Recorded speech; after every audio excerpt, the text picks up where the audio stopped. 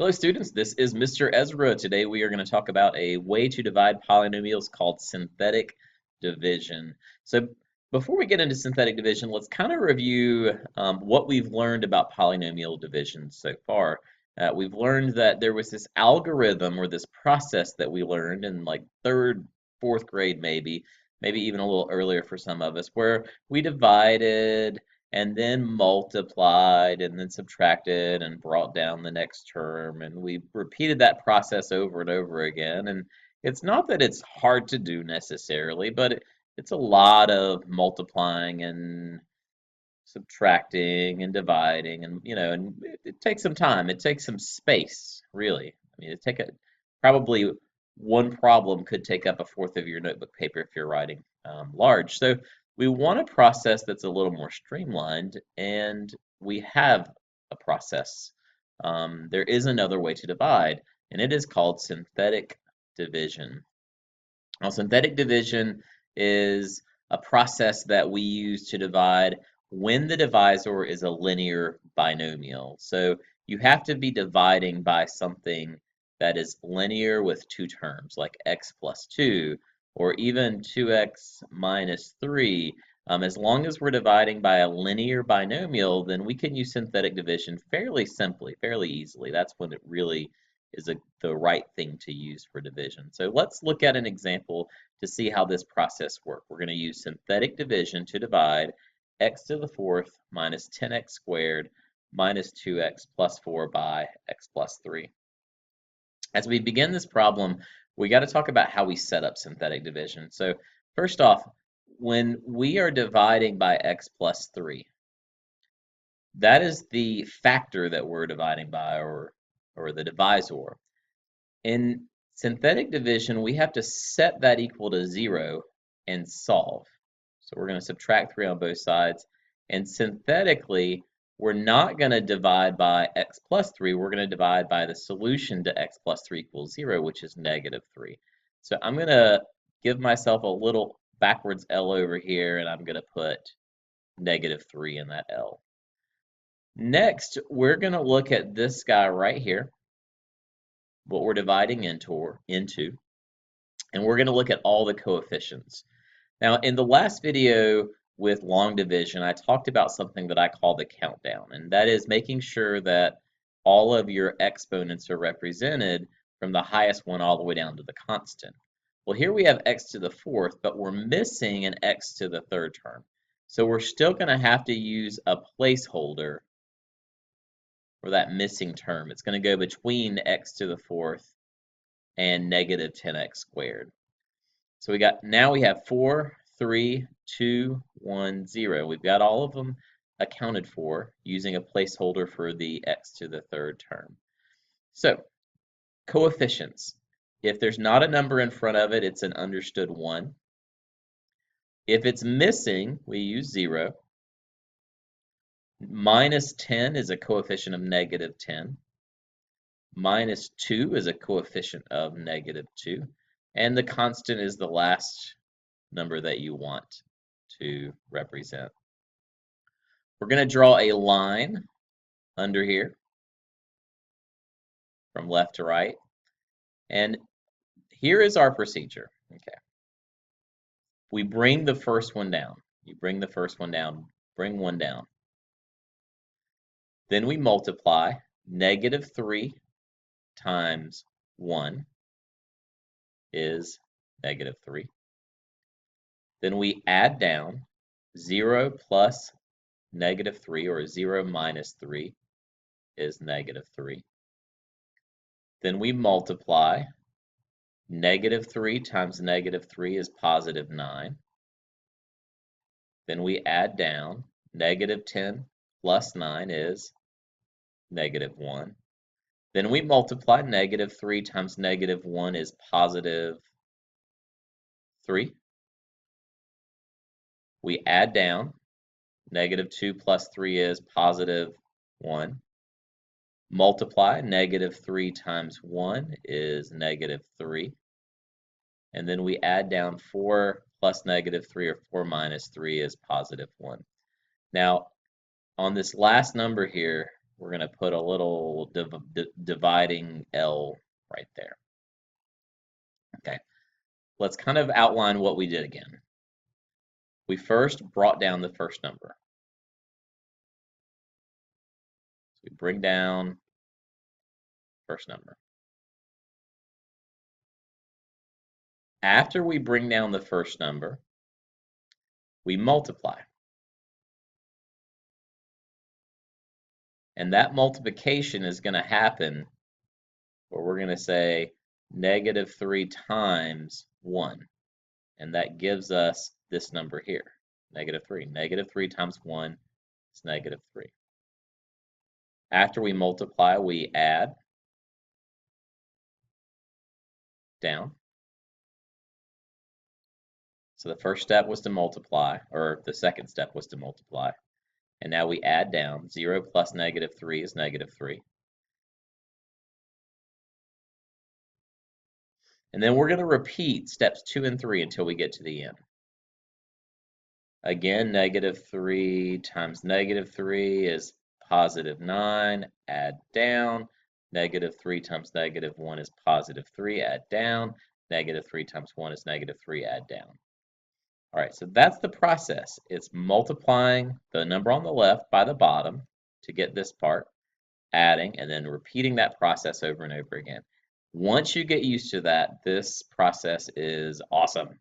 It takes up 3 lines on our paper instead of long division, which took a whole bunch more. Now we need to talk about how to represent the answer, okay? These are all numbers and our answer is a polynomial, okay?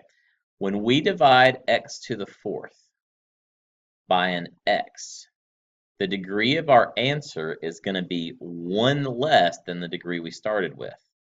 So instead, this part of our answer is not going to start at x to the 4th, it's going to start at x to the 3rd. It's going to be 1 less than the degree. So that's 1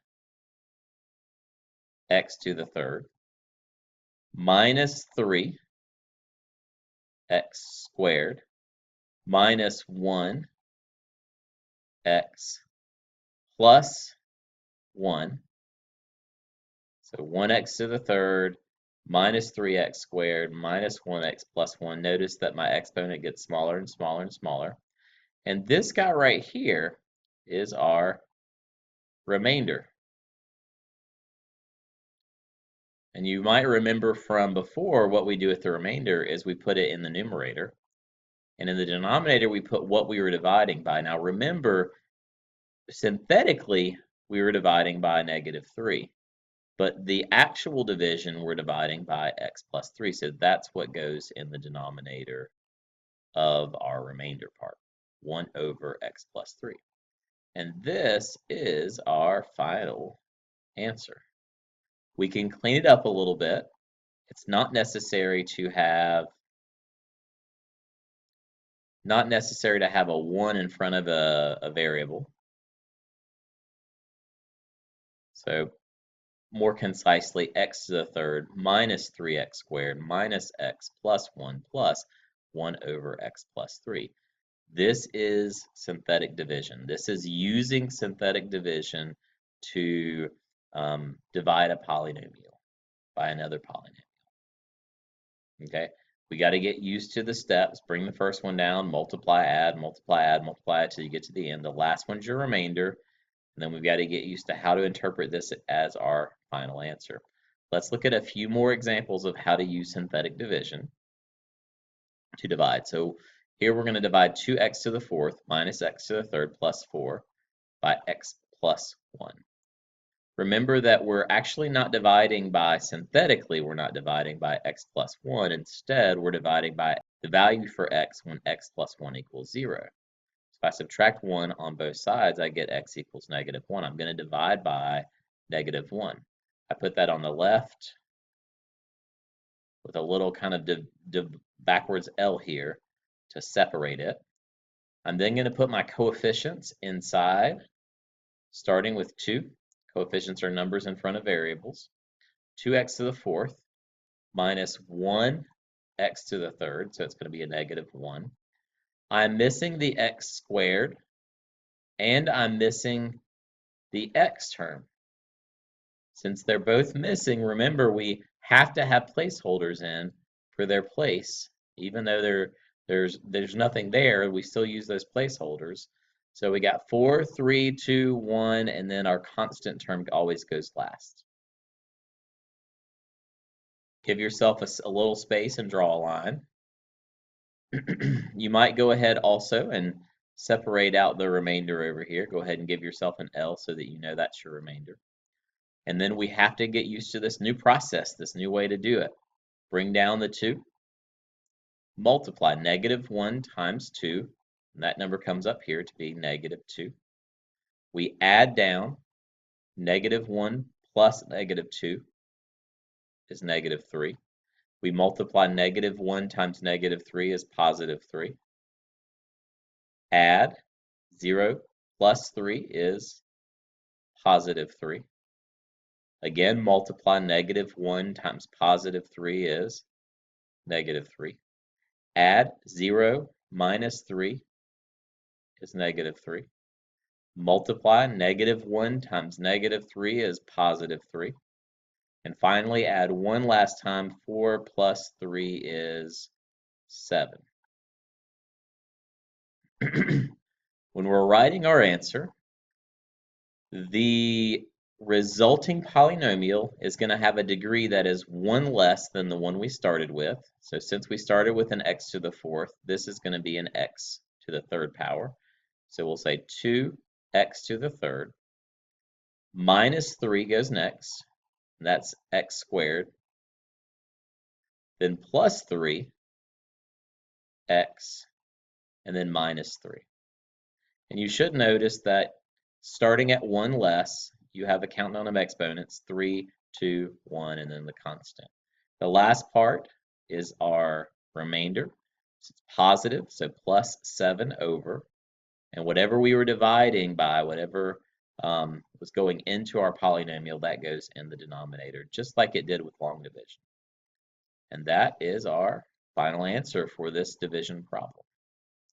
Hopefully you're starting to kind of get used to the process and you're seeing, oh, I can do that. It's bring down, multiply, add, multiply, add, multiply, add, multiply, add, all the way to the end. You have to be careful. It's easy to make a mistake when you're repeatedly multiplying and adding. It's easy to do something incorrectly. But just go slow, take it easy, and try not to make any mistakes. We have another example here.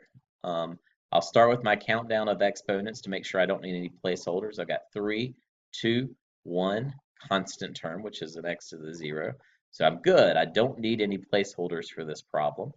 I'm going to divide by not x minus 1, but the solution to x minus 1 equals 0, which is positive 1. So off to the left, I'm going to put a little L, and I'm going to divide by 1 synthetically. I use all my coefficients inside of my synthetic division. The first coefficient is a 1, the leading coefficient is a 1. -3 is next, then +8, and the constant is -5. Draw my line underneath here, giving myself a little space under there. Go ahead and set apart with another L the remainder. And then we do this process. Bring down the first number, multiply, goes here, add, goes here, multiply, goes here, add, goes here, multiply, goes here, and add one more time.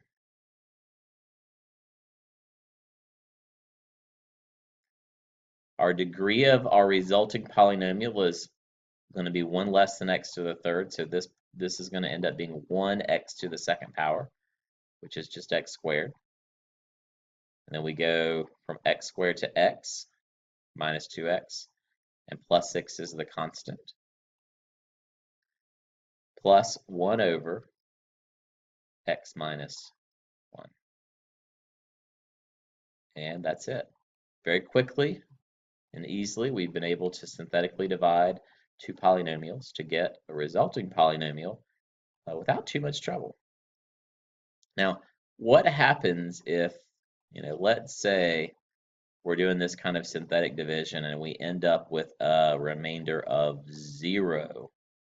Well, all that would mean is there would be no fraction part. We would just, if this had been a remainder of 0, we would have just had 1x squared minus 2x plus 6, and we just stopped right there. No fraction at the end. But since there's a remainder of 1, we have to put that 1 over what we were dividing by. Well, that is it for the synthetic division process. I'm going to add one more problem for you to try on your own, and then we'll do some more practice in class over the next few days. Synthetic division is going to be a big part of your next unit. So we need to practice it now and get good at it so that as we go forward in the course, we are ready for that synthetic division. Okay, so here's what I want you to divide. I want you to divide. This is your try. You try it. You try this one. I want you to divide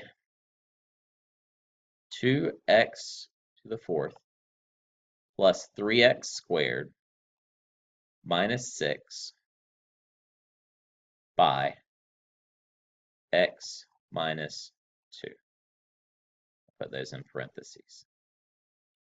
That is your you try problem for you to try as part of your homework as you're watching the video, and we'll try to talk about this in class. Hope that this is making sense for you. I promise the more you practice synthetic division, you're going to get really good at it over the next several weeks.